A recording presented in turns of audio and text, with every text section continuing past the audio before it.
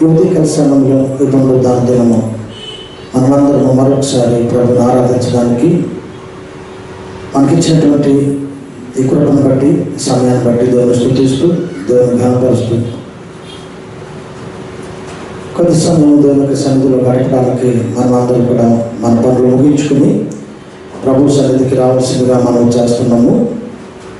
మరి ఈ ఆరాధన కార్యక్రమము ఆశీర్వాదకరంగా, దీవెనకరంగా, మనందరికీ కూడా మేలుకరంగా జరగాలని చిన్న ప్రార్థన చేసుకుని దేవుని చేతికి ఈ కార్యక్రమాన్ని అప్పగిందాం.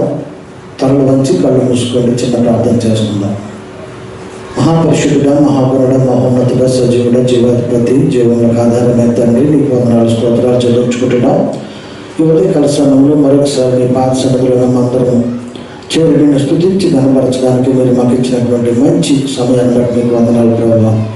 మీరు తిరిగి లేచినటువంటి ఈ పునరుద్ధాన దినము దాని లోకంలో సృష్టి మొదలుకొని ఎంతవరకు కూడా చనిపోయి సమాధి చేయబడి తిరిగి లేచి పరలోకానికి వెళ్ళినటువంటి వారెవ్వరూ లేరు ప్రభావ. ఈరోజు నా ప్రభావ మీ యొక్క శ్రమ, మరణాలు, పునరుద్ధానాలు మేము జ్ఞాపకం చేసుకోవడానికి నువ్వు ఇచ్చినటువంటి గొప్ప కృపను బట్టి వందనాలు ప్రభావ. నీ కృపలో మమ్మల్ని అందరినీ జ్ఞాపకం చేసుకుని నిన్ను ఆరాధించే భాగ్యం మాకు ఇచ్చారు ప్రభావ. మమ్మల్ని అందరినీ కూడా మీ బిడ్డలుగా చేసుకున్నారు. మీ రక్తంలో మమ్మల్ని కడిగారు, పవిత్రపరిచారు, పరిశుద్ధపరిచారు. నన్ను ఆరాధించే మీరందరూ కూడా ఆత్మతో, సత్యముతో ఆరాధించండి అని సెలవిచ్చారు. ఉదయకాల సమయంలోని సన్నిధిలో మేము అందరం కూడా ఆత్మతో, సత్యముతో ఆరాధన చేసుకోవడానికి, అలాగే మీ సన్నిధిలో మేము అందరం కూడా బలపడి, దీవించబడి, ఆశీర్వదించబడడానికి మీరు మాకు ఇచ్చినటువంటి మంచి సమయాన్ని బట్టి నేను స్తుతిస్తూ, కనపరుస్తూ సమయం అంతా మీ చేతికి అప్పగిస్తుండగా స్వాధీనంలో ఉంచుకోండి ప్రభావ. మమ్మల్ని అందరినీ కూడా స్వాధీనంలో ఉంచుకోండి. పరిశుద్ధాత్మ దేవా, నీ కార్యం జరిగించమగలుగుతున్నాను. ఈ తండ్రి ద్వారా, నాకు ఈ మీడియా ద్వారా ఎవరైతే వాక్యం వింటున్నారో, ఎవరైతే ఆరాధనలో పొందుతున్నారో వారందరినీ ప్రత్యేకమైన రీతిగా దర్శించి, ప్రత్యేకమైన రీతిగా వారితో మాట్లాడి, ప్రత్యేకమైన రీతిగా వారి జీవితాల్లో గొప్ప కార్యం జరిగించిన ప్రభావ. ఈ సమయము శ్రేష్టమైన, ఆశీర్వాదకరమైన సమయంగా మా జీవితాల్లో ఉండడానికి నీ కృప అనుగ్రహించమని మరొకసారి సమయాన్ని చేతికి అప్పగిస్తుండగా దీవించి ఆశీర్వదించమని, దేవా పనులు ముగించుకుని ప్రభు సన్నిధికి వెళ్ళాలనుకుంటే ఆశతో వచ్చినటువంటి ప్రతి వారి యొక్క ప్రాణములను తృప్తిపరిచి వారి ఆశను తీర్చిన ప్రభు మీరు గొప్ప దేవుడుగా రుజువు చేసుకోమని యేసయ్య శ్రేష్టమైన నామంలో ప్రార్థన అడిగి ఆరాధన సమయం అంతా మమ్మల్ని అందరినీ కూడా నీ చేతికి అప్పగిస్తున్నాము తండ్రి. ఆమేన్. ఒక పాట పాడుకుని దేవుని నామాన్ని మహిమపరచుకుందాము.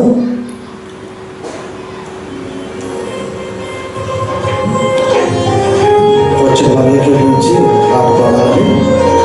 ఏ స్థలాల్లో ఉన్నాయి అక్కడ చప్పట్లు పడుతూ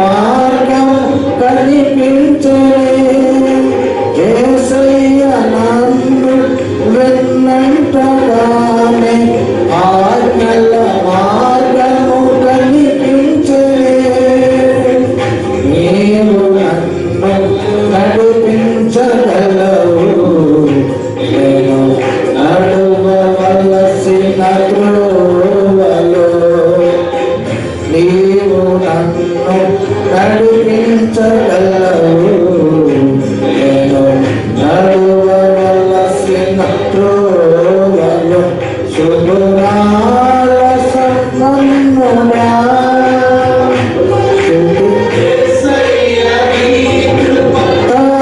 తలంచగానే నా శ్రమలు అనిపించలేదు.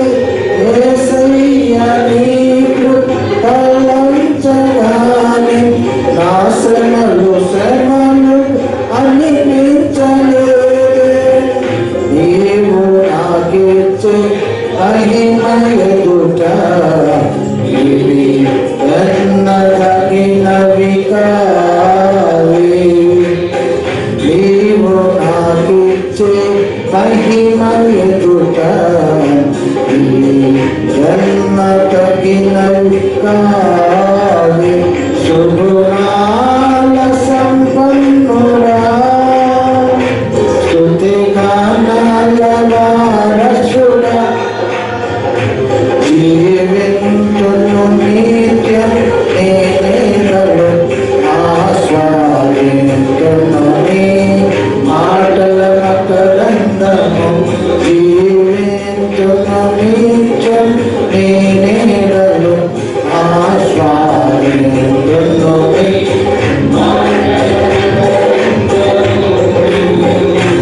శుభాల సంపన్నుడా. హల్లెలూయా.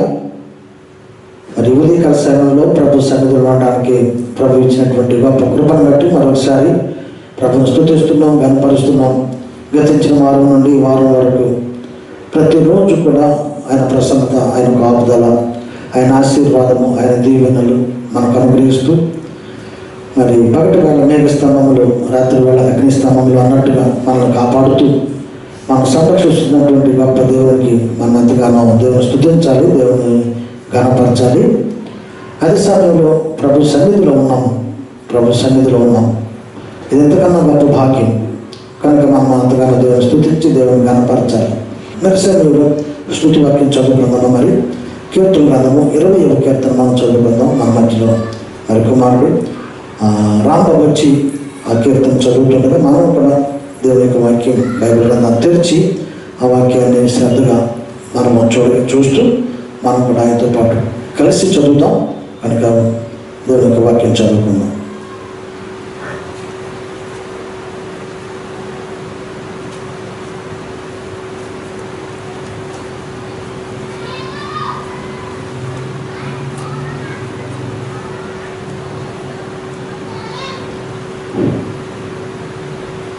దావీదు కీర్తనలు 20వ దావీదు కీర్తన చదువుకుందామండి.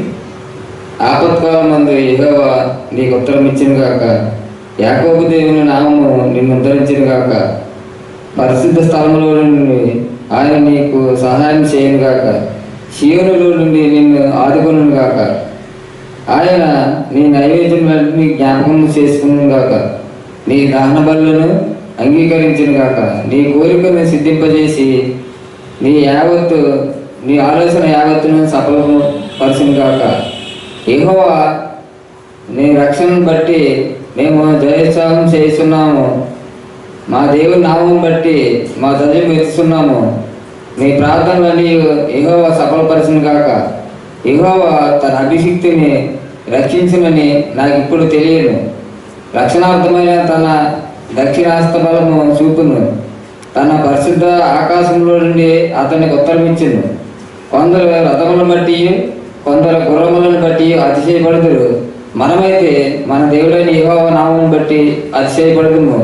వారి కృంగి నేల మీద పడి ఉన్నాడు, మనం లేచి చక్కగా నిలుస్తున్నాము. యెహోవా రక్షించుము. మేము మొరపెట్టినప్పుడు రాజు మాకు ఉత్తరం ఇచ్చిన కాక. దేవుని వాక్యం మన కొరకు ఆశీర్వదించిన కాక.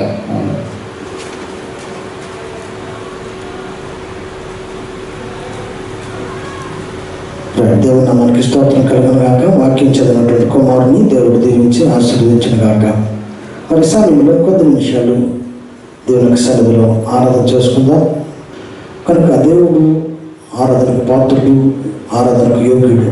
ఆయన ఆరాధించేవారు చాలా జాగ్రత్తగా భయభక్తులతో ఆయన ఆరాధించాలి. అలక్ష్యంగా నిర్లక్ష్యంగా మరి అటు ఇటు తిరుగుతూ మరి అన్ని మనస్కంగా మనం దేవుడిని ఆరాధన చేస్తే దేవుడు ఆరాధన అంగీకరించడు. అది వ్యర్థమైపోద్ది తప్ప ఆ ఆరాధన వల్ల దేవుని నామం మహిమపరచబడదు, దేవుడికి ఆరాధన చెందదు. అలాగని ఆరాధన వల్ల మనం కూడా ఏం ఆశీర్వదించబడ్డాం. కనుక కొద్ది నిమిషాలు ప్రభు గారు చూస్తూ ఆరాధన చేద్దాం. హల్లెలూయా, హల్లెలూయా, హల్లెలూయా, హల్లెలూయా, హల్లెలూయా, హల్లెలూయా, హల్లెలూయా. మన దేవుడు తరతరాలకు మారని దేవుడు, యుగాలకు విడువల దేవుడు. కష్టాల్లోనైనా కన్నీటి సులువులోనైనా కాపాడే దేవుడు. అలాంటి గొప్ప దేవుడు మనం కలిగి ఉన్నాం. అందరూ కూడా చప్పట్లు కొడుతూ దేవుడు మనం న్యాయపరచుకుంటూ ప్రభు చూస్తూ అందరూ కూడా పాట పాడదాం. దేవుడు మనం న్యాయపరచుకుంటాం. యుగాలకు విడువని దేవుడనీవే, తరతరాలకు మారని దేవుడనీవే, యుగ యుగాలకు విడువని దేవుడనీవే.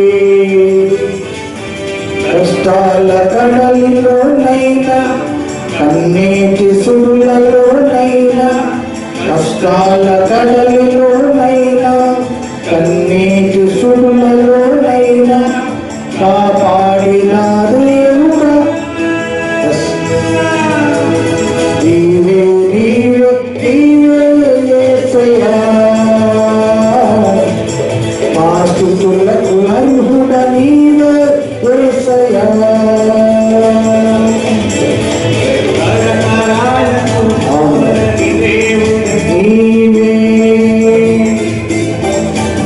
యుగాలకు విడువని దేవుడనీవే.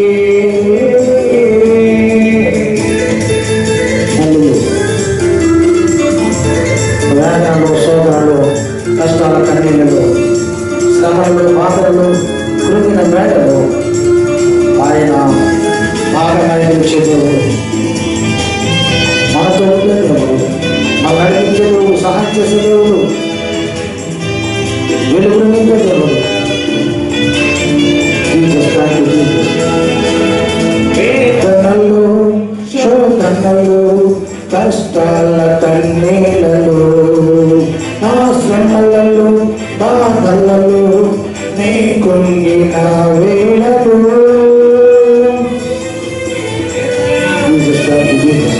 వేదనలు, శోధనలు, కష్టాల కన్నీళ్ళలో, నా శ్రమలలో, బాధలలో, నీ కృంగిన వేళలో, నా శ్రమలలో భారమై నిలిచిన దేవుడా, నా బ్రతుకులో వెలుగును నింపిన దేవుడా, నీవే, నీవే, నీవే యేసయ్యా. స్తుతులకు అర్హుడ నీవే యేసయ్యా.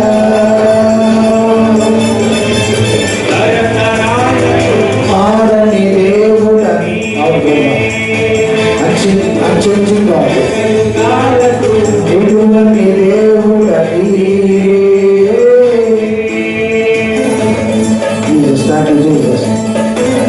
యుగములకు ఆయన దేవుడు, తరతరములకు ఆయన దేవుడు. అబ్రహాము దేవుడు, ఇస్సాకు దేవుడు, యాకోబు దేవుడు, మన పితరుల దేవుడు, మన దేవుడు, మన బిడ్డలు, మన బిడ్డ బిడ్డలకు, తరతరములకు, యుగ యుగములకు ఆయన మన దేవుడు. జీసస్ వ్యాధులలో, బాధలలో, మనము వండిపోయినటువంటి వేళల్లో మన స్నేహితులు కూర్చోబెట్టినటువంటి వేళల్లో ఆయన స్నేహితుడుగా మన తోడుగా నిలిచే దేవుడు.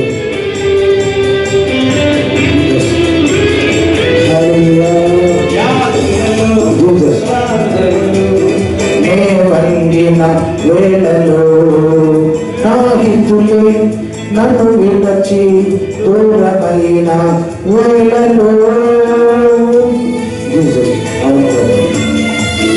వ్యాధులలో, బాధలలో, నే నా వేళలో నా హితులే నన్ను విడచి వేళలో నా హితునిగా స్నేహితునిగా నన్ను పిలచిన దేవుడా నా తోడుగా వీడను నడిపించిన దేవుడా నీవే నీవే నీవే యేసయ్యా మా స్తుతులకు అర్హుడా నీవే యేసయ్యా స్తుతులకు నీవే మారని దేవుడా నీవే యుగ యుగాలకు విడువని దేవుడా నీవే కాల కడలిలోనైనా కన్నీటి సుడులలోనైనా కష్టాల కడలిలోనైనా అలాంటి పరిస్థితులను వచ్చినలోనైనా కాపాడి దేవుడా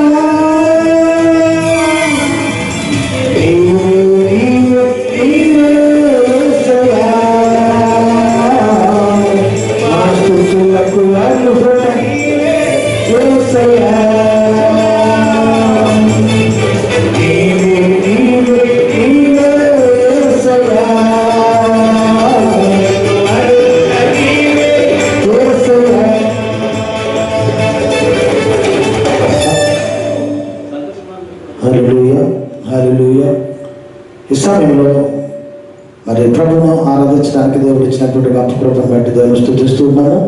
చిన్న ప్రార్థన చేసుకుందాం. పరిశుద్ధమైన తండ్రి, మంచి దేవానికి వందనాలు. ఈ ఉదయకాల సమయంలో మీరు ఇచ్చినటువంటి మంచి సమయంలో నేను స్తుతించాము, గణపరిచాను. ప్రభావ మాకు అనుగ్రహించినటువంటి గొప్ప కృపను బట్టి వందనాలు. దేవా, స్తుతి వాక్యం ద్వారా నేను నామాన్ని మహిమపరిచాము, ఆరాధన ద్వారా నేను నామాన్ని మహిమపరచడానికి కొద్ది సమయం మీరు మాకు ఇచ్చినటువంటి కృపను బట్టి వందనాలు. ప్రభా, ఎంత స్తుతించినా మీకు ఇంకా రుణస్థులమై ఉన్నాం, ఇంకా స్తుతించవలసిన వారమై ఉన్నాం. మా జీవితాల్లో ఎన్నో మేలు చేస్తున్నారు ప్రభా. లెక్కించలేనటువంటి దీవెనలు, మేలు, ఆశీర్వాదాలు, గొప్ప కార్యాలు మా జీవితాల్లో జరిగిస్తూ ఉండగా మేము చేసే ఆరాధన, మేము పాడే పాటలు, మా స్తుతులు ఎంత ప్రభావం మమ్మల్ని క్షమించండి. ఇంకా మా జీవితాల్లో అనుదినము నేను స్తుతిస్తూ, అనుదినము నేను ఘనపరుస్తూ, అనుదినము మా జీవితాలను మీకు ఆరాధనగా మమ్మల్ని మేము మలుచుకుంటూ, మా జీవితమే ఆరాధనగా మలుచుకుంటూ దేవా మేమందరం కూడా నేను వెంబడించడానికి కూడా మాకు అందరికీ అనుగ్రహించమని వచ్చున్నాను. ఈ కొద్ది సమయాన్ని బట్టి నేను స్తుతిస్తున్నాం, ఘనపరుస్తున్నాం ప్రభా. దేవా, వాక్యం ద్వారా మీరు మాతో మాట్లాడబోతుండగా మమ్మల్ని అందరినీ సిద్ధపరచండి. వాక్యం మీది, మేము మీ కొరకు, మీ యొక్క వాక్యం కొరకు, మీ మాటల కొరకు నేను ఎదురు చూస్తూ ఉండగా నాతో మాట్లాడమని అడుగుతున్నాను ప్రభా. మాట్లాడే దేవుడు, మాట్లాడండి ప్రభా. మీరు మాట్లాడితే మేము బ్రతుకుతాం తండ్రి. మీరు మాట్లాడితే మాకు నెమ్మది, మీరు మాట్లాడితే మాకు సమాధానము, మీరు మాట్లాడితే మా జీవితాల్లో అద్భుతాలు, ఆశ్చర్యకార్యాలు జరుగుతాయి ప్రభా. నీ వాక్కును పంపించి ప్రభా మమ్మల్ని అందరినీ కూడా బాగు చేయమని అడుగుతున్నాను ప్రభా. ఆయన తన వాక్కును పంపించి వారిని బాగు చేసను అని రాయబడింది ప్రభా. ఈ సన్నిధిలో మేమందరము నీ వాక్యం ద్వారా మేము బాగుపడడానికి మీ కృప దయచేయండి. నీ వాక్యం ద్వారా మనం సరిచేయబడడానికి మీ కృప దయచేయండి. నీ వాక్యం ద్వారా నన్ను బలపరచండి, హెచ్చరించండి, కృప చూపించండి. మాట్లాడే దేవుడు ప్రభా, మరొకసారి నీ మాటలు వినడానికి మేము ఆశపడుతుండగా మా హృదయాలు తెరవండి. అలాగే నా ప్రభు విన్న వాక్య ప్రకారం నడుచుకున్న భాగ్యం దయచేయండి. అయోగ్యులు ప్రభా యోగ్యపరచండి, సహాయం చేయండి, కృప చూపించమని యేసయ్య శ్రేష్టమైన నామంలో ప్రార్థన అడిగి ఆరాధన మీకు సమర్పిస్తున్నాము తండ్రి, ఆమేన్. ప్రభునందు ప్రియమైనటువంటి దేవుని బిడ్డలారా, ఈ ఉదయకాల సమయంలో దేవుని యొక్క వాక్యం ధ్యానించుకోబోతున్నాము. కనుక అందరూ కూడా ప్రార్థనాపూర్వకంగా దేవుని యొక్క వాక్య విధానాన్ని మనం ప్రాంతంలో మనవి చేస్తూ ఉన్నాం. మరొకసారి మీ అందరికీ కూడా యేసు కృపాలయం తరపున శుభాలు మరి ఆశీర్వాదాలు తెలియజేస్తున్నాము. మన దేవుడు గొప్ప దేవుడు, ఆయన ఎన్నో గొప్ప కార్యాలు చేసే దేవుడు, ఆశ్చర్యకరుడు, ఆలోచనకర్త, బలవంతుడైన దేవుడు, నిత్యుడు తండ్రి, సమాధానకర్త దేవుడు, అధిపతి అని ఆయనకు పేరు పెట్టబడింది. ఆయన మహోన్నతమైన స్థలాల్లో నివసించేవాడు, ఆయన పరిశుద్ధుడు, ఆయన పరిపూర్ణుడు, ఆయన మహిమ, ఆయన ఘనత, ప్రభావము కలిగినటువంటి వాడు. ఈ మాటలన్నింటినీ మనం ఆలోచన చేసినప్పుడు ఈ మాటలు పరిశుద్ధుడు, పవిత్రుడు, మహిమ, ప్రభావము, ఘనత కలిగిన వాడు అన్న మాటలు మనం ఆలోచన చేసినప్పుడు ఈ మాటలు అవి దేవునికి ఒక్కరికే చెందవలసినవి ఉన్నాయి. అవి దేవునికి చెందవలసినటువంటి మాటలు. అయితే దేవునికి చెందవలసినటువంటి మాటలు అని మనం అనుకున్నప్పుడు ఆ దేవుడు ఆయనకున్నటువంటి ఆ లక్షణాలన్నీ కూడా మనకు ఆపాదించాలని, లేక ఆ లక్షణాలన్నీ కూడా మనము కూడా కలిగి ఉండాలని ప్రభువు కోరుతున్నారు. అంత గొప్ప దేవుడు, అంత ప్రేమ కలిగినటువంటి దేవుడు. నేను పరిశుద్ధులను కనుక మీరు పరిశుద్ధులయ్యుడి అని చెప్పారు. ఆయన మహిమతో ఆయన మన నిప్పుతో మనం నడిపిస్తూ ఉన్నారు. ఆయన ఘనత, నన్ను ఘనపరచే వారిని నేను ఘనపరుస్తాను అని వాగ్దానం చేసిన దేవుడు. అదే సమయంలో ఆయన ప్రభావం కలిగినటువంటి దేవుడు, మనము కూడా ప్రభావం కలిగిన వారిగా మనం చేస్తున్నటువంటి దేవుడు. ఈ విషయాలు రెండు మాటలు చదువుకుంటే దేవుని యొక్క వాక్యంలో నుండి మనం దేవుని యొక్క వాక్యాన్ని ధ్యానం చేద్దాం. కీర్తన గ్రంథము 29వ అధ్యాయం 2వ వచనంలో ఈ మాట మనకు కనబడుతుంది. యెహోవా నామమునకు చెందవలసిన ప్రభావమును ఆయనకు ఆరోపించుడి. దేవునికి చెందవలసిన ప్రభావము ఎవరికి చెందవలసినది అని అంటే అది దేవునికి చెందవలసినది. అదే సమయంలో ఆ ప్రభావాన్ని ఆయనకు చెందినటువంటి ప్రభావాన్ని ఆయన మనకు ఇవ్వాలని కూడా ఆశపడుతున్నాడు. నేను రాజులకు రాజును అని చెప్పారు. ఆయన రాజులకు రాజు. అదే సమయంలో మనందరినీ కూడా ఆయన రాజులుగా చేశారు. ఆయన మనం బిడ్డలుగా చేసుకుని మనందరినీ కూడా రాజులుగా ఆయన మనం చేశారు. పేతురు రాసినటువంటి మొదటి పత్రిక 2వ అధ్యాయంలో మనం చదువుతాం కదా, రాజులైన యాజక సమూహము. అలాగే ప్రకటన గ్రంథం 19వ అధ్యాయము 16వ వచనంలో మనం చదువుతాం, రాజులకు రాజు, ప్రభువులకు ప్రభువు అని. కనుక ఆయన రాజు, మనల్ని కూడా ఆయన రాజులుగా చేశారు. ఆయన పరిశుద్ధుడు, మనల్ని కూడా ఆయన పరిశుద్ధపరిచారు. ఆయన పవిత్రుడు, మనల్ని కూడా ఏ కలంకము లేకుండా ఆయన రక్తముతో మనల్ని కడిగి, ఆయన వాక్యముతో మనల్ని కడిగి మనల్ని పవిత్రపరిచి నిష్కలంకమైనటువంటి వారిగా మనం చేశారు, పవిత్రులుగా చేశారు. ఆయన రక్తము మన ప్రతి పాపమును కడిగి మనం పవిత్రులుగా చేయను అని రాయబడింది. కనుక ఈ రోజున మనం ఆలోచన చేయవలసింది ఏంటంటే దేవునికి ఉన్నటువంటి లక్షణాలన్నీ దేవుడు మనకు ఆపాదించాలని ఆయన కోరుతున్నారు. అంత గొప్ప దేవుడు. అయితే ఈ రోజున ఒక విషయం గురించి మనం ధ్యానం చేయాలని ఆశపడుతున్నాను. అదేంటంటే దేవుడు ప్రభావం కలిగినటువంటి దేవుడు. అయితే అదే ప్రభావాన్ని ఆయన మనకి ఇవ్వాలని ఆశపడుతున్నారు. ఆ ప్రభావాన్ని ఆయన మనకి ఇవ్వాలని ఆశపడుతున్నారు. కీర్తన గ్రంథము 8వ అధ్యాయంలో ఈ మాటలు మనం చదివినప్పుడు ఆ మాటలు మనకు కనబడతాయి. అసలు నరులను జ్ఞాపకం చేసుకోవడానికి కానీ, మానవులను గురించి ఆలోచన చేయడానికి కానీ, దేవుడు ఆలోచన చేయడానికి కానీ మనం ఏమాత్రం కూడా సరిపోము. అయితే దేవుని యొక్క వాక్యం చెప్తుంది, ఏమని చెప్తుందంటే 8వ అధ్యాయము 4వ వచనం, నీవు మనుష్యుడు జ్ఞాపకం చేసుకున్నటకు వాడు ఏపాటివాడు, నీవు నరపతులు దర్శించుటకు వాడు ఏపాటివాడు. దేవుని కంటే వారిని కొంచెం తక్కువనిగా చేసి ఉన్నావు. మహిమ ప్రభావములతో వారికి కిరీటము ధరింపచేసి ఉన్నావు. మనం జ్ఞాపకం చేసుకోవడానికి మనం ఏమాత్రం కూడా సరిపోవు. దేవుడు గొప్పవాడు, మనము ఎందుకు పనికిరానటువంటి వారు, మంచివారు. అయితే దేవుడు అంటున్నాడు, దేవుని యొక్క వాక్యం చెబుతుంది, మహిమ ప్రభావంతో వారికి కిరీటము ధరింపచేసి ఉన్నావు. అంటే దేవుడు ప్రభావం కలిగినటువంటి దేవుడు, అదే ప్రభావంతో ఆయన మనకు కిరీటము లేక అదే ప్రభావాన్ని మనకు ఇస్తూ ఉన్నారు, ధరింపచేస్తూ ఉన్నారు. అయితే మనం ప్రభావం కలిగిన వారంగా ఉండాలా.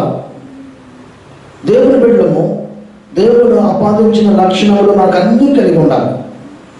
అప్పుడే దేవుని బిడ్డమని మనం చెప్పుకోగలుగుతాం. అప్పుడే దేవుడి లక్షణాలు మనం కలిగి ఉండాలి.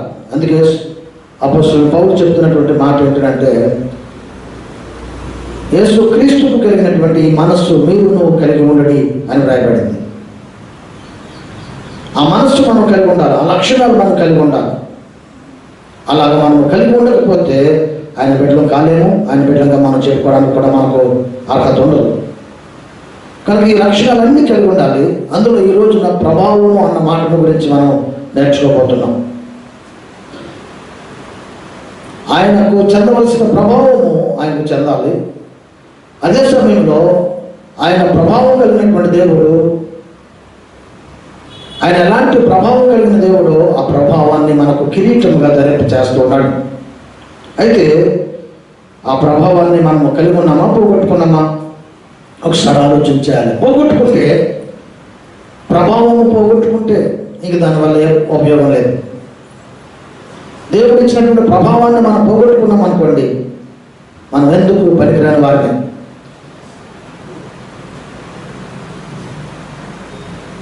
ఒక వస్తువు గురించి నువ్వు జ్ఞాపకం చేస్తాను, అది చీకటిలో వెలుగుతూ ఉంటుంది. అది చీకటిలో వెలుగుతూ ఉంటుంది. రేడియం అని అంటారు. రేడియం అయితే దానికి ఒక ప్రభావం ఉంటుంది ఆ వస్తువుకి. అది ఏం చేస్తుందంటే, పగలు ఆ వెలుగును ఆకర్షించుకుని ఆ వెలుగుతో నింపబడిన తర్వాత, లేక ఆ వెలుగును అది పొందుకున్న తర్వాత అది చీకట్లో పెట్టినప్పుడు అది చీకట్లో మరలా తిరిగి ప్రకాశిస్తూ ఉంటుంది. ఆ రేడియం అనేటువంటి ఆ పదార్థము ఆ వెలుగును గ్రహించి పగలు, ఆ రాత్రులు లేక చీకటిలో అది ప్రకాశిస్తుంటుంది.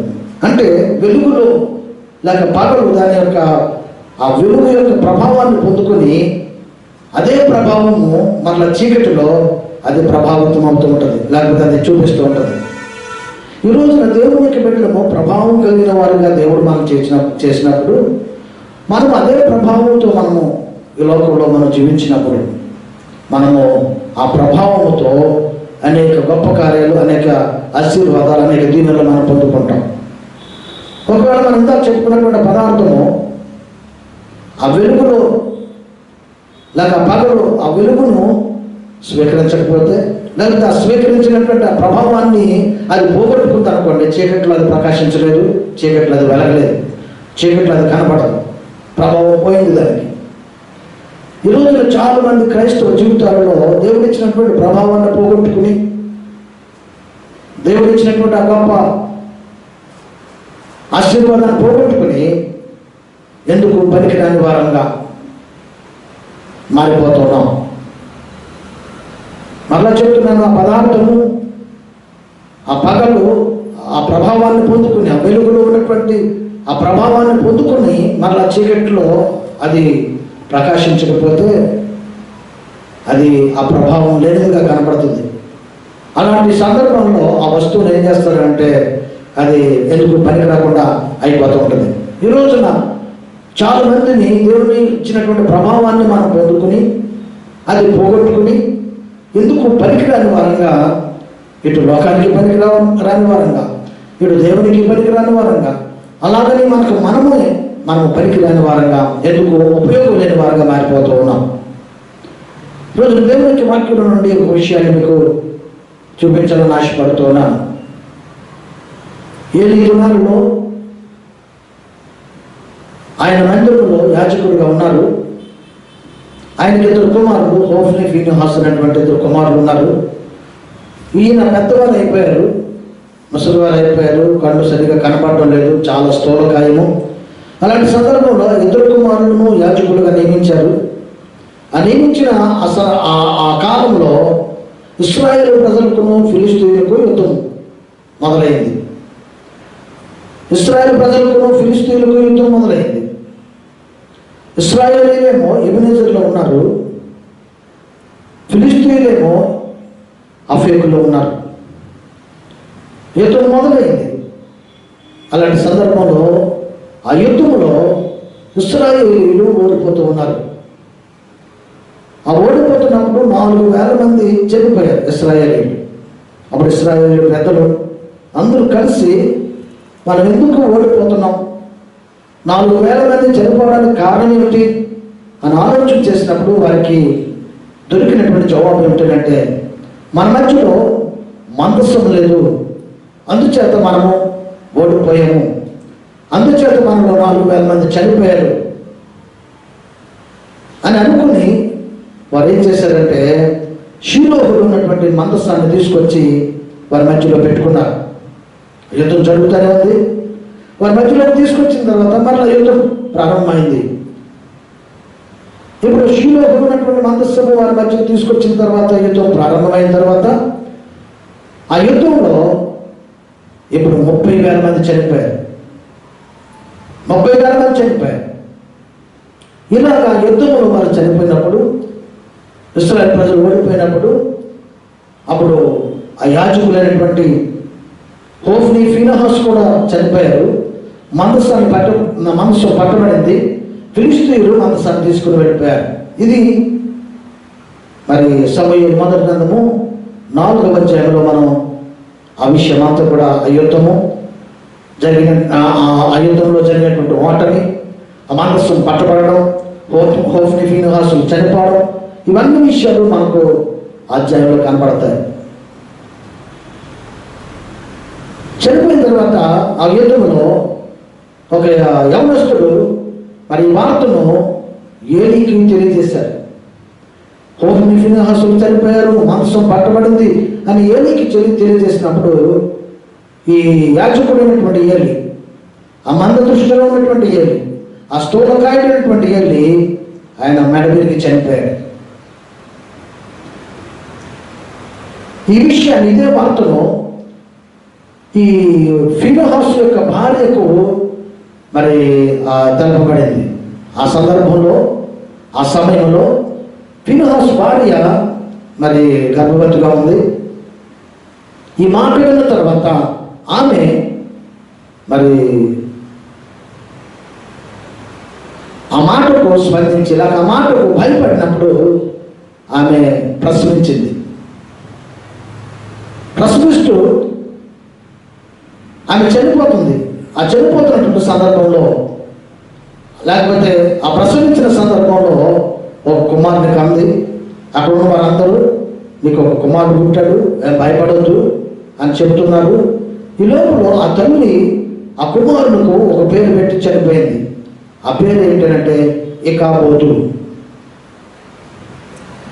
సమూయేలు మొదటి గ్రంథము 4వ అధ్యాయం అని చెప్పాను కదా, ఒక్కసారి ఆ మాట మనం చదువుకుందాం. 4వ అధ్యాయము 21వ వచనంలో ఈ మాటలు మనం చదువుతాం. 22వ వచనం కూడా, దేవుని మనసు పట్టబడినదని సంగతిని, తన మామయ్య పెనుమిటియు చనిపోయిన సంగతిని తెలుసుకొని ప్రభావం ఇశ్రాయేలీయుల నుండి పోయినని చెప్పి తన బిడ్డకు ఇకాబోతు అని పేరు పెట్టాను.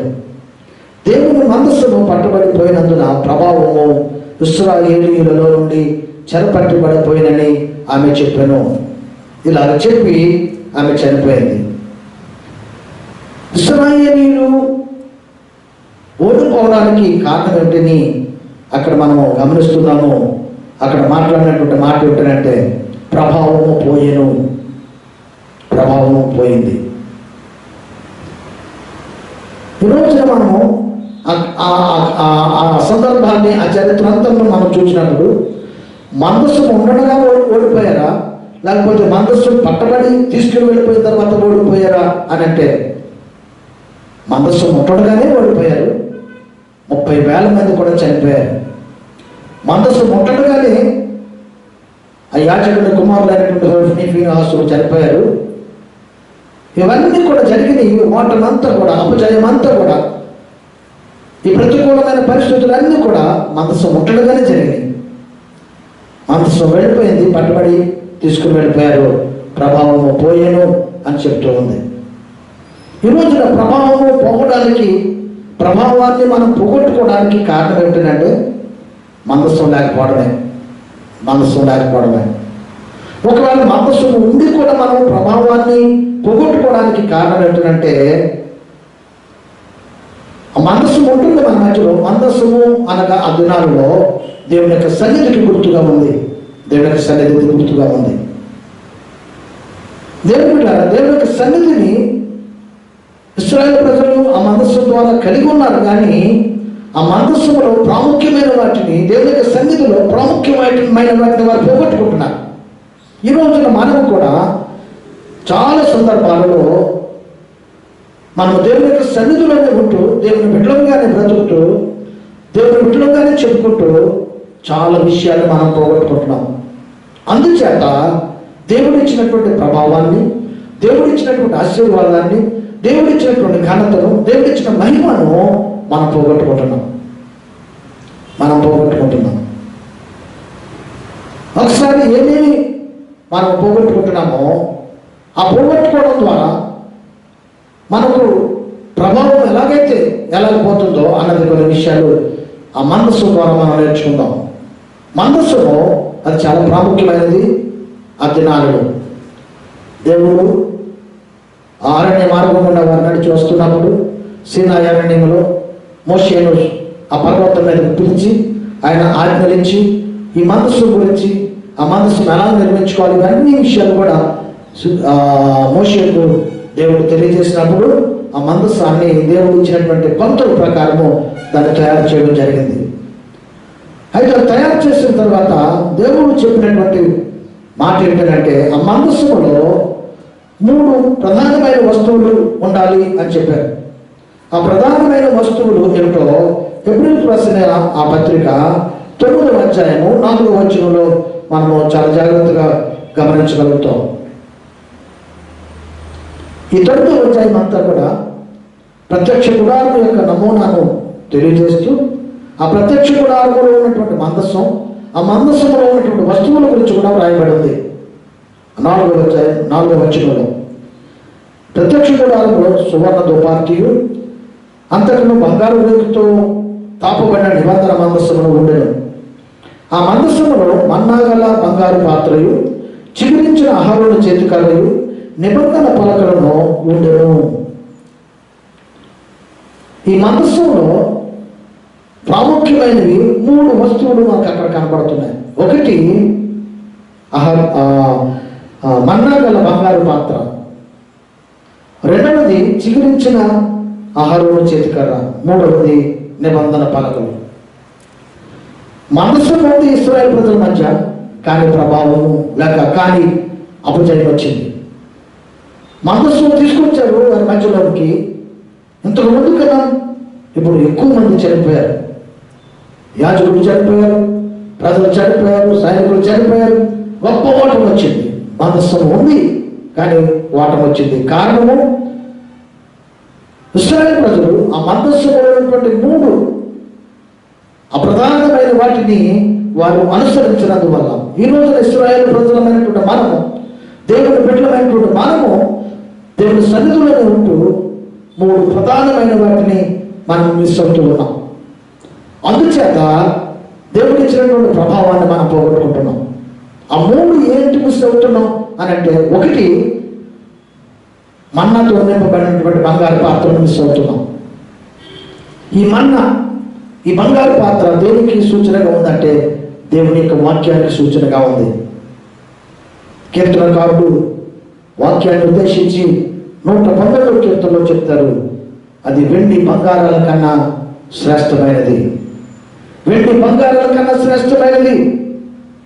కనుక ఈ రోజున ఆ బంగారం లాంటి దేవుని యొక్క మాటలు, దేవుని యొక్క వాక్యాన్ని, జీవాహారమైనటువంటి దేవుని యొక్క వాక్యాన్ని మనము అనుదినము మిస్ అవుతున్నాం.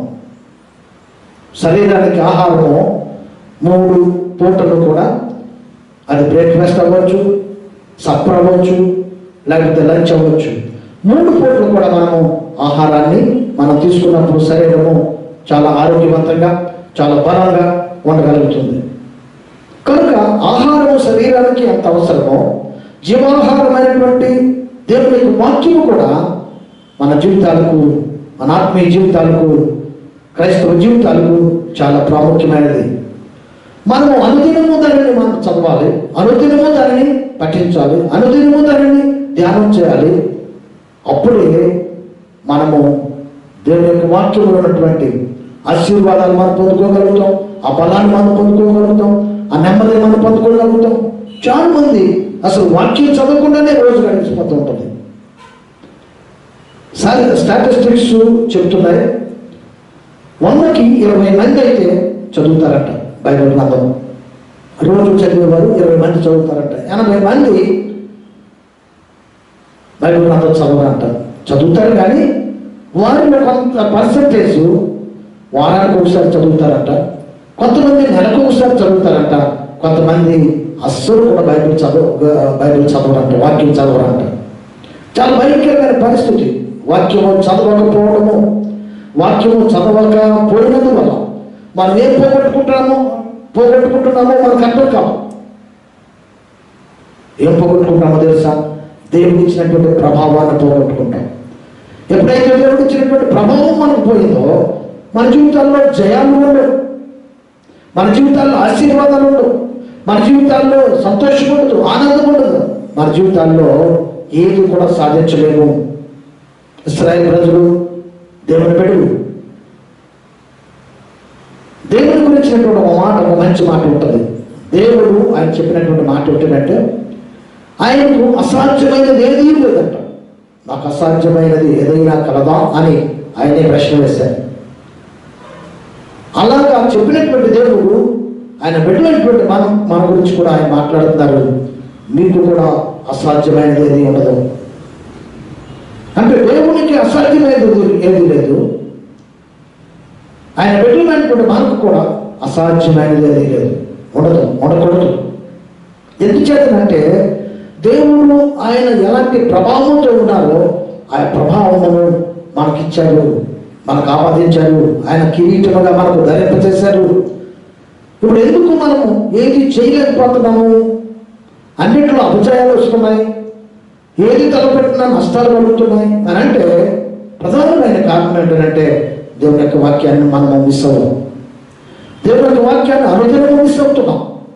అంత భయంకరమైన పరిస్థితిలో చూసుకోండి. కనుక వాక్యము అనుదినము మనము చదివే వారంగా ఉండాలి.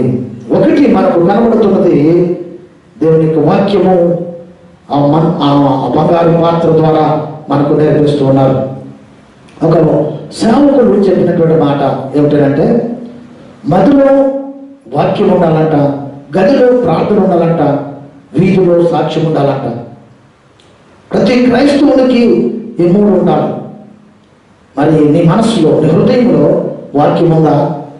నీ హృదయంలో వాక్యం ఉండాలి అని అంటే అనుదినము మనము ఆ వాక్యాన్ని మనం చదివినప్పుడు, అనుదినము దాన్ని ధ్యానం చేసినప్పుడు ఆ వాక్యం మన హృదయంలో ఉంటుంది. నేను పాపము చెడుకున్నట్లు నీ వాక్యము నా హృదయమును ఉంచుకొని ఉన్నాను అని చెప్పాడు భక్తుడు.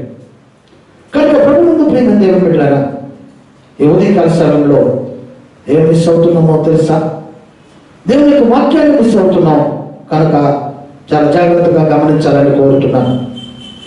యేసు ప్రభు సువార్త ఆయన పరిచర్యలో ఒక ధర్మశాస్త్ర ఉపదేశకుడు లోకా సువార్త 10వ అధ్యాయంలో ఆయన దగ్గరకు వచ్చి ఆయన దగ్గర ఉన్నాడు.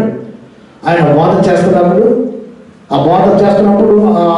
వారితో పాటు కూడా ఆయన ఉన్నాడు, ఆ ప్రజలతో పాటు ఆయన ఉన్నాడు. ఆయన లేచి ప్రభువుని అడుగుతున్నారు. బోధ కూడా నేను నిత్య జీవానికి వారసులు అవ్వాలంటే ఏం చేయాలి అని అడుగుతున్నాడు.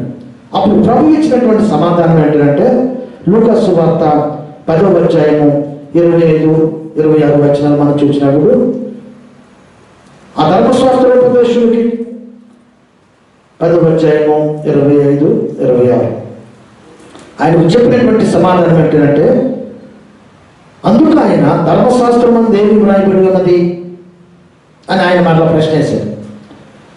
నేను నిత్య జీవమునకు వారసుగా కావాలంటే నేనేం చేయాలని ప్రభువుని ఈ ధర్మశాస్త్ర ఉపదేశకుడు ప్రశ్న వేస్తే ప్రభువు ఆయనకు వేసినటువంటి ప్రశ్న ఏంటంటే ధర్మశాస్త్రం మందు ఏమి రాయబడి ఉంది అనే ప్రశ్న వేశారు.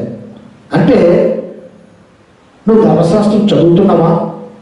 ఇప్పుడు చదివిన వాళ్ళైతే చెప్పగలుగుతారు.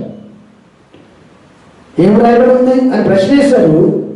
దానికి సమాధానం ఎవరు చెప్పగలరు అని అంటే చదివే వాళ్ళే చెప్తారు అన్నట్టు ఆ ప్రశ్న వేస్తూ నువ్వేమి చదువుతున్నావు అని అడిగారు.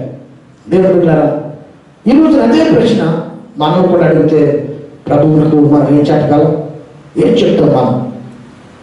కనుక దేవుని యొక్క వాక్యాన్ని ప్రభువు యొక్క ప్రశ్నలో అర్థం ఏంటంటే దేవుని యొక్క వాక్యమును నువ్వు చదవాలి, ధర్మశాస్త్రం ఏం చెప్తుందో వాక్యం ఏం చెప్తుందో నేర్చుకోవాలి అని ఆయనకు ఆ ప్రశ్న ద్వారా తెలియజేస్తున్నారు. ఈ రోజున నీకు నాకు కూడా ప్రభువు మాట్లాడుతున్నారు. దేవుని యొక్క వాక్యం చదువుతామా? దేవుని యొక్క వాక్యాన్ని మిస్ అవుతున్నాం, అందుచేత ప్రభావం పోయింది. యెహెజ్కేలు గ్రంథం 3వ అధ్యాయంలో పరిశుద్ధాత్మ దేవుడు యెహెజ్కేలుతో మాట్లాడుతున్న మాట ఏంటంటే ఒక గ్రంథాన్ని చూపించి ఆయన అంటున్నారు, ఇగో ఈ గ్రంథాన్ని నువ్వు రక్షించు, దీన్ని తిను, ఆహారంగా తీసుకో అని చెప్తున్నప్పుడు ఆ యెహెజ్కేలు ఆ గ్రంథాన్ని తిన్నారంట. తింటే అది నోటికి మధురంగా కనపడిందంట, చాలా మధురంగా కనపడిందంట. ఈ రోజున మధురమైన వాక్యము, నన్ను బాగు చేసే వాక్యము, నన్ను నడిపించే వాక్యము, శ్రమలు, శోధనలు, కష్టాలు, ఇబ్బందులు, సంతోషములు, ఆనందములు అన్ని సమయాలలో కూడా మనకు అవసరమైన వాక్యాన్ని మనం మిస్ అవుతున్నాం. దేవుని యొక్క వాక్యాన్ని మిస్ అవ్వడం ద్వారా ప్రభావాన్ని పోగొట్టుకుంటున్నాం, అపజయాలు వస్తున్నాయి. కనుక జాగ్రత్త, అనుదినము వాక్యం చదవడానికి మనము తీర్మానం చేసుకుందాం. రెండవది మనం చూసినప్పుడు ఆ మనసులో ఉన్నది చిగురించినటువంటి ఆహారం చేతికార. దేవుని బిడ్డలారా, క్రైస్తవులము ఉండవలసిన లక్షణాలలో ఈ చాలా ప్రాముఖ్యమైన లక్షణం. క్రైస్తవులు దేవుని బిడ్డలైనటువంటి మనము, దేవుని బిడ్డలుగా చెప్పుకుంటున్న మనము అనుదినము వర్ధిల్లే వారంగా, అనుదినము అభివృద్ధి పొందే వారంగా ఉండాలి. ఎందులో వర్ధలను? డబ్బులోనా, ఆస్తులోనా, మనకున్నటువంటి కష్టార్జితంలోనా, లేకపోతే మనం కొన్న వ్యాపారంలోనా, ఉద్యోగంలోనా, కుటుంబంలోనా, లోక సంబంధమైన విషయాల్లోనా, మంచిది అన్ని విషయాల్లో వర్ధిల్లాలి. కానీ ప్రాముఖ్యమైన విషయం ఏంటంటే మనము అన్ని విషయాల్లో వర్ధిల్లుతున్నాం, కానీ వర్ధిల్లవలసిన దానిలో మనం వర్ధిల్లడం లేదు, వర్ధిల్లవలసిన వాటిలో మనం వర్ధిల్లడం లేదు. ఎందులో వర్ధిల్లడం లేదనంటే ఆ రక్షణలు, ఆ విశ్వాసములు, ఆ భక్తులు, ఆ ప్రార్థనలు, ఆ వాక్యములు, ప్రభు సన్నిధిలో మనం వర్ధిల్లినట్టుగా కనపడడం లేదు. ఈరోజున వర్ధిల్లుతున్నామా? యోహాను భక్తుడు అన్నారు 3వ పత్రిక 2వ వచనంలో, ఒకే అధ్యాయము 2వ వచనంలో, ప్రియుడా నువ్వు ఆత్మను వర్ధిల్లుచున్న ప్రకారము అన్ని విషయములలో వర్ధిల్లవలెను అని కోరుచున్నాను అని చెప్తున్నారు. కనుక మనము వర్ధిల్లే వారంగా ఉండాలి, వర్ధిల్లే వారంగా ఉండాలి. ఒక యజమానుడు దేశాంతరం వెళ్ళిపోతూ 5 తలాంతులు, 2 తలాంతులు, 1 తలాంతు ఇచ్చి వెళ్ళిపోయారు. మళ్ళా తిరిగి వచ్చేసి ఆయన లెక్క చూసుకునేటప్పటికి 5 తలాంతులు తీసుకున్నవాడు మరి 5 తలాంతులు, 2 తలాంతులు తీసుకున్నవాడు మరి 2 తలాంతులను ఆయన సంపాదించి పెట్టాడు, భర్తలు వచ్చేసారు. వాటి గురించి యజమానుడు చెప్పినటువంటి మాట ఏంటంటే బలా నమ్మకమైన మంచి దాసుడు. దేవుడు బిడ్డ, దేవుడు ఇచ్చిన తలాంతులు, దేవుడు ఇచ్చిన రక్షణ, దేవుడు ఇచ్చినటువంటి ఆ విశ్వాసము, ఆ భక్తులు ఈరోజు మనం వర్తిస్తున్నామా? ఎప్పుడు ఎలా ఉన్నామో అలాగే ఉన్నామా? కొంతమంది అలాగే ఉంటున్నారు, ఇంకా కొంతమందిని మనం చూసినప్పుడు అసలు అది పోగొట్టుకునే ఉంటున్నారు. ఇంతకుముందు ఉన్నటువంటి భక్తి లేదు, ఇంతకుముందు ఉన్నటువంటి ఆ విశ్వాసం లేదు, ఇంతకుముందు ఉన్నటువంటి ఆ ప్రార్థన జీవితం లేదు, ఇంతకుముందు ఉన్నటువంటి ఆ వాక్యానుభవం లేదు. ఈరోజు పరిశుద్ధాత్మ దేవుడు మాట్లాడుతున్నాడు, వర్ధిల్లే వారంగా ఉండాలి. తెస్సలోనికీయులకు రాసినటువంటి మొదటి పత్రికలో ఈ మాట రాయబడింది. 3వ అధ్యాయము 13వ వచనంలో ఈ మాట రాయబడింది. 3వ అధ్యాయము 13వ వచనం 2వ భాగాన్ని నేను చదువుతున్నాను.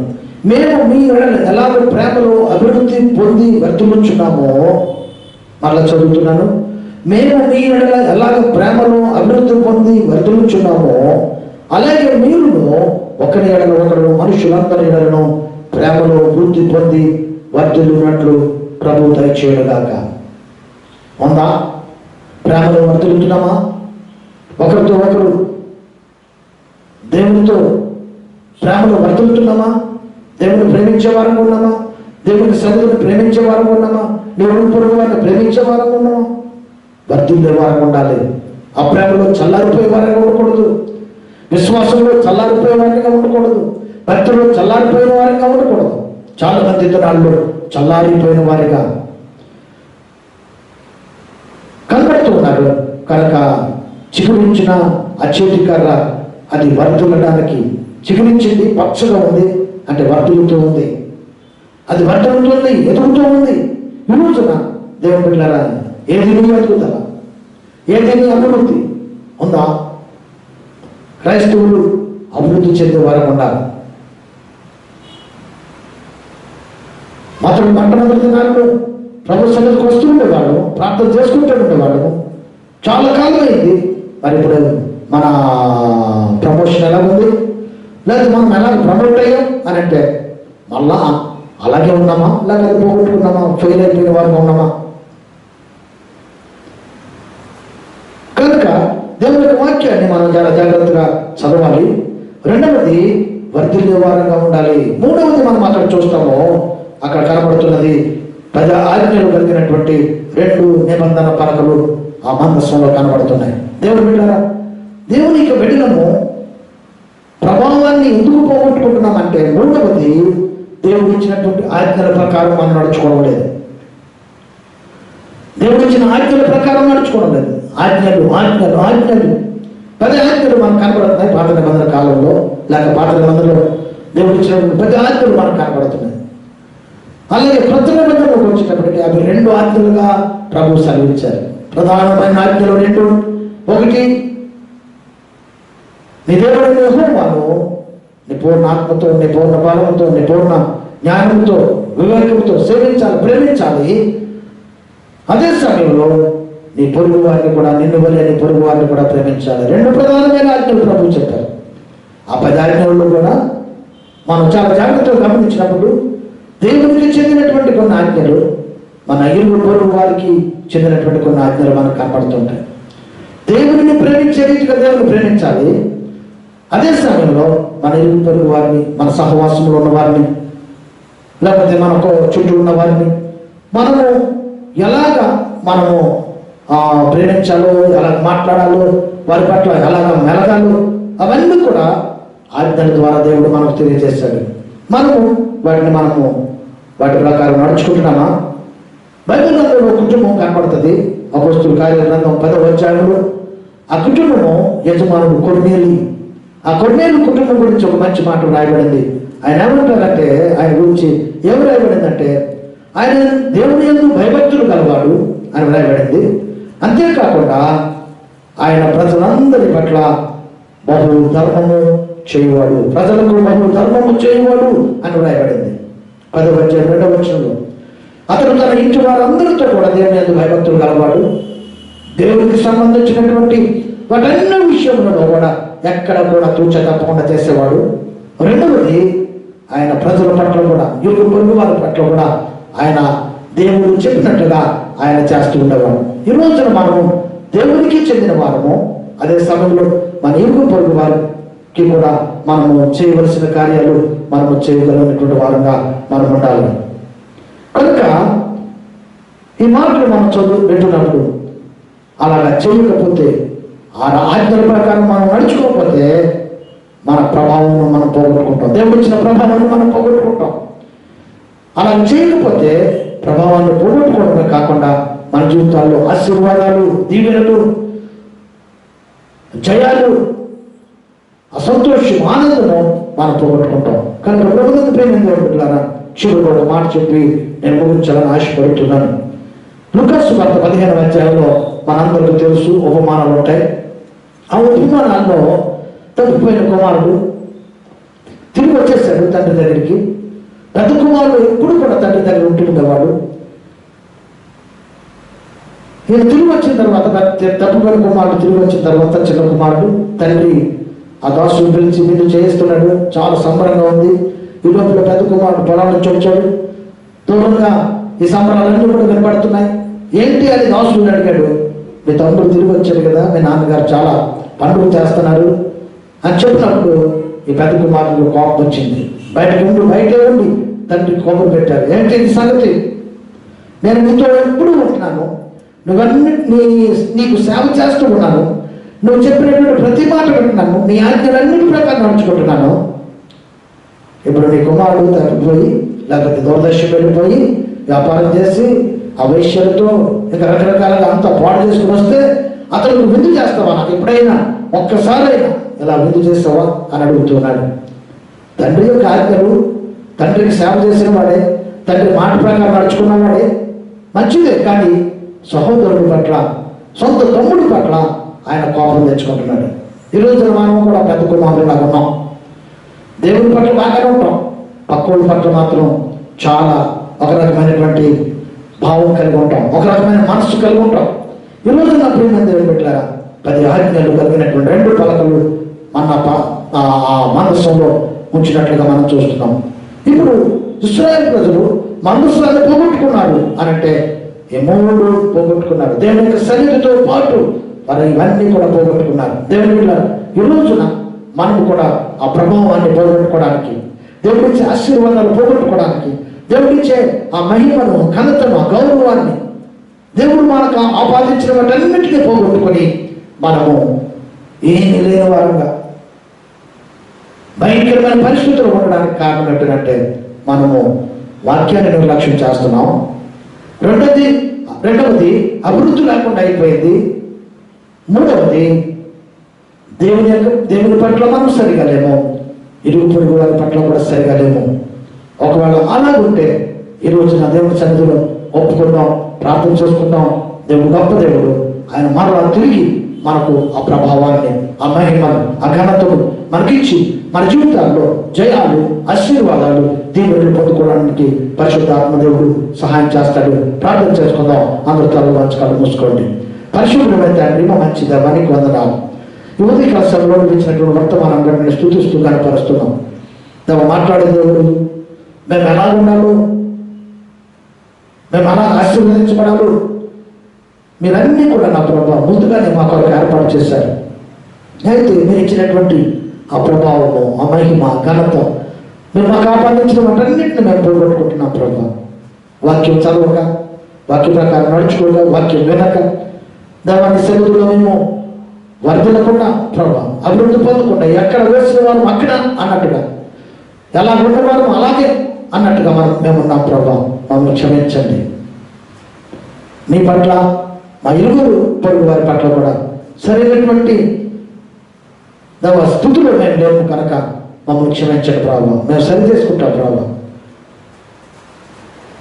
మేము సరి చేసుకుంటాం ప్రభావం. మీతో అలాగే మా ఇరుగు పొరుగు వారితో మేము సరి చేసుకుని మేము ఆజ్ఞల ప్రకారం నడుచుకుంటాం. సహాయం చేయండి, చూపించము, ప్రార్థన ఆలకించండి అని ఎవరైతే ప్రార్థన చేస్తారో వారందరిని దీవించి పోగొట్టుకున్న ప్రభావాన్ని ఇచ్చి వారి జీవితాల్లో గొప్ప కార్యాలు జరిగించమని మరోసారి వాక్యాన్ని చేతికి అప్పగిస్తుండగా వాక్యము 300గా ఫలింపచేయమని, విన్న వాక్యము దాని ప్రకారం నడుచుకొని మా జీవితాల్లో గొప్ప కార్యాలు మేము అనుభవించడానికి కృప అనుగ్రహించమని మరోసారి విన్న వాక్యము 300గా ఫలింపచేయమని, విన్న వీళ్ళందరినీ దీవించి ఆశీర్వదించమని శ్రేష్ఠమైన నామములో ప్రార్థన అడిగి పెట్టుకుంటున్నాం తండ్రి.